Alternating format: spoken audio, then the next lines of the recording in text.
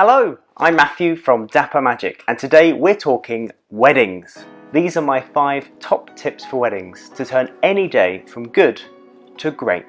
Tip number 1 is signage.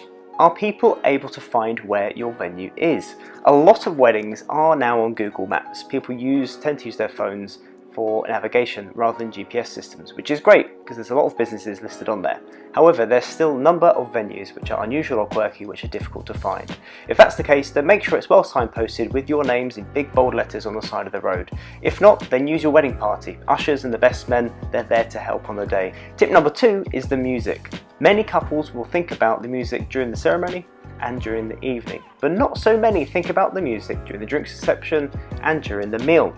Now, if you go to any restaurant, there is always some sort of background music happening. It's there for a reason, because it works. It sets an atmosphere and it fills in an empty space which would otherwise be filled with awkward silence. Tip number 3 is the centerpieces. Now, it doesn't seem like much of an important point, but it actually can change the whole energy of the tables during the meal. If you have a big flower arrangement in the middle, it may look stunning as guests enter, but when you're trying to talk to the person opposite you, you can't see them. And that's for every single person around the table. In fact, there have been some events where they've physically taken the flowers off the table and put them on the floor because they cause a barrier for communication. And it's always good for the entire table to be able to see each other, communicate and have fun, and break the ice between themselves. That's a really important point. So anything low and wide or tall and thin is perfect for that job. Tip number 4 is when to have the speeches, before the meal or after the meal. There are 2 trains of thought here. The first one is for the people doing the speeches. They want to get them out of the way quickly so they can enjoy their food. As guests enter the room, they expect to be fed there and then. They don't want to be sat through half an hour or sometimes up to an hour of speeches on an empty and hungry stomach. They just won't have your attention and they won't go down quite as well.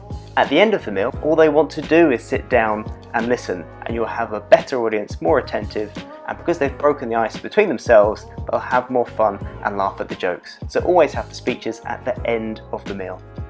And tip number 5 is the surprises. Couples love to surprise their guests, but their guests also like to surprise the couple. It's always important to have one person know about all of the secrets and surprises people have planned. That can be a wedding planner or a venue organizer or a member of the family that can be trusted with those secrets. But make sure you let your guests know to tell that individual what they have planned. There's nothing worse than having 2 people turn up doing the same job. I've personally been at a few weddings where I've been the second magician because I was kept as a surprise. Lots of magic happened on that day. It wasn't a bad thing, but it could have been a problem solved because you only need one. So make sure there's one person who knows about everything on your day, including those surprises. And that's it. That's my 5 top tips to turn any wedding from good to great. Thanks for watching. Like, subscribe and comment. I'd love to hear your thoughts. And until next time, keep it dapper.